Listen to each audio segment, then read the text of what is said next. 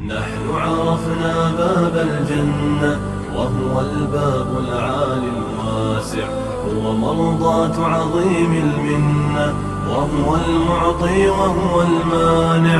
نحن عرفنا باب الجنة وهو الباب العالي الواسع، هو مرضاة عظيم المنة. إن الحمد لله وحده والصلاة والسلام على من لا نبي بعده، اما بعد فاعوذ باللہ السمیع العلیم من الشیطان الرجیم، بسم اللہ الرحمن الرحیم۔ محترم سامعین و ناظرین حضرات، آج آپ کے سامنے ایک چھوٹا سا مسئلہ ہے، دیکھنے میں چھوٹا ہے لیکن شریعت میں اس کی بہت بڑی اہمیت ہے اور ہمارے معاشرے میں اس کی بہت بڑی کمی ہے۔ وہ یہ ہے کہ کسی بھی کام میں مشورہ کر لینا اور اللہ تبارک و تعالیٰ سے استخارہ کر لینا۔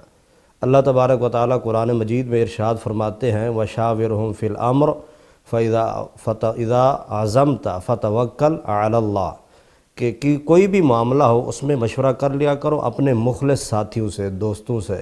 جب کسی بات پہ تمہارا پختہ ارادہ ہو جائے بس اللہ پر توکل کر کے کام شروع کر دے۔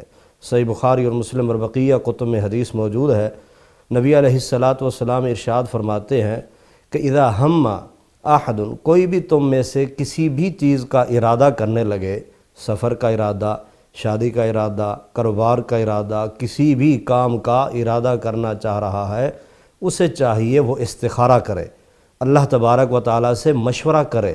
استخارہ کا معنی ہے خیر طلب کرنا، جو وہ کام کرنا چاہتا ہے اس کام میں اپنے رب سے خیر طلب کرے۔ اور وہ اس کا طریقہ کیا ہے؟ نبی علیہ السلام ارشاد فرماتے ہیں جن وقتوں میں نماز پڑھنا منع ہے ان سے ہٹ کر بقیہ کسی بھی وقت میں آپ وضو کریں اور 2 رکعت پڑھیں۔ عام روٹین کے مطابق 2 رکعت پڑھنے کے بعد سلام سے قبل یا سلام کے بعد دعائے استخارہ پڑھیں، اللہم انی استخیرک بعلمک واستقدرک الی آخرہ۔ یہ دعا آپ کو ہر دعاؤں والی کتاب کے اندر مل سکتی ہے، وہاں سے یاد کر لینا۔ یہ دعائے استخارہ پڑھنے کے بعد اس میں ایک لفظ آتا ہے کہ ان ھذا الامر خیر لی۔ ان ھذا الامر جب آئے تو اس امر والی جگہ پہ اس چیز کو اپنے تصور میں لائیں۔ وہ شادی کا معاملہ ہے، کاروبار کا معاملہ ہے، گاڑی لینے کا معاملہ ہے یا سفر کرنے کا معاملہ ہے، کوئی بھی چیز ہے اس کو اپنے ذہن میں لائیں کہ اللہ یہ چیز میرے لیے بہتر ہے تو راستہ آسان کر دے، اگر بہتر نہیں تو پھر آگے رکاوٹ ڈال دے۔ آپ نے نماز پڑھ لی، استخارہ کر لیا، دعا مانگ لی، اس کے بعد ہمارے ہاں کیا معروف ہے جی لازمی سو جانا ہے اور خواب آئے گا۔ یہ بات بالکل غلط ہے۔ ہاں اللہ تعالیٰ چاہے خواب کے ذریعے آپ کو بتا سکتا ہے، ورنہ خواب کے لیے سونا اور اس کو استخارہ کے ساتھ خاص کرنا یہ بالکل غلط ہے۔ اس کے بعد اللہ تبارک و تعالیٰ جو آپ کے لیے خیر ہوگی وہ راستے آسان کرتے جائیں گے۔ یہ استخارہ کون کرے؟ جو آدمی کام کرنا چاہ رہا ہے یا جس کو ضرورت ہے وہ استخارہ خود ہی کرے گا، نہ کہ کسی سے کرایا جائے۔ آج ہمارے ہاں کیا ہے، میگزینوں میں، اشتہاروں میں، ٹی ویوں کے اوپر اشتہار چلتے ہیں جی آن لائن استخارہ، آن لائن استخارہ۔ یہ بالکل غلط ہے۔ استخارہ خود انسان جس کو ضرورت ہے وہ خود ہی کرے گا استخارہ، کسی اور سے استخارہ نہیں کرایا جاتا۔ یہ صرف عوام کے پیسے بٹورنے والی بات ہے، شریعت نے ایسی اجازت نہیں دی۔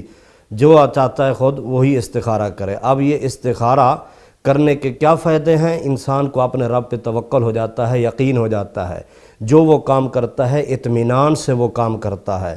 استخارے کے لیے کوئی خاص وقت وہی ہے مثلا تہجد کے ٹائم، صبح سورج طلوع ہونے سے لے کر سورج کے سر آنے سے پہلے تک، سر کے برابر آنے سے پہلے تک، ظہر کے بعد عصر تک، اسی طرح مغرب کے بعد عشاء تک، اور عشاء سے لے کر صبح تک جب چاہے وہ اپنے رب سے دعا مانگ سکتا ہے، استخارہ کر سکتا ہے۔ ایک بار نہیں، ایک بار کرو۔ اگر وہ آپ کو مطلوبہ چیز مل گئی ہے ٹھیک، نہیں تو آپ اسے بار بار یہ نماز پڑھتے رہیں استخارہ کی، یہ بار بار پڑھتے رہیں 7 مرتبہ 9 مرتبہ، یعنی طاقت عدد میں۔ تو جب اللہ تبارک و تعالیٰ آپ کے لیے وہ معاملہ آسان کر دے گا، خصوصاً شادی کے معاملے میں تو واضح احادیث موجود ہیں کہ شادی سے قبل لازمی اس دلہے کو چاہیے کہ وہ اپنا استخارہ کرے، اے اللہ یہ رشتہ یہ میرے حق میں بہتر ہے، کون سا بہتر ہے؟ اللہ تو ہی بہتر جانتا ہے، جو بہتر ہے میرے حق میں آسان کر دے۔ تو پیارے بھائیوں، مشورہ اللہ تعالیٰ سے بھی کرنا چاہیے، بندوں سے بھی کرنا چاہیے۔ نبی علیہ السلام فرماتے ہیں المستشار مؤتمن، جس سے مشورہ لیا جائے کسی بندے سے بھی تو اس بندے کو بھی چاہیے اس کے مشورے کو امانت کے طور پر رکھے، یہ نہیں کہ جس نے رات کو مشورہ کیا صبح اسے نشر کر دو، نہیں، ایسی بات نہیں ہے، اس کو امانت میں رکھے اور اچھا مشورہ دے، کیونکہ نبی علیہ السلام فرماتے ہیں ہر مسلمان کی خیر خواہی سوچنی چاہیے، ہمیں چاہیے ہر معاملے میں ہر کام سے پہلے استخارہ کریں۔ اللہ مجھے اور آپ کو سننے کے بعد عمل کی توفیق نصیب فرمائے۔ عرفنا باب الجنة وهو الباب العالي الواسع، هو مرضاة عظيم المنة وهو المعطي وهو المانع. نحن عرفنا باب الجنة وهو الباب العالي الواسع، هو مرضاة عظيم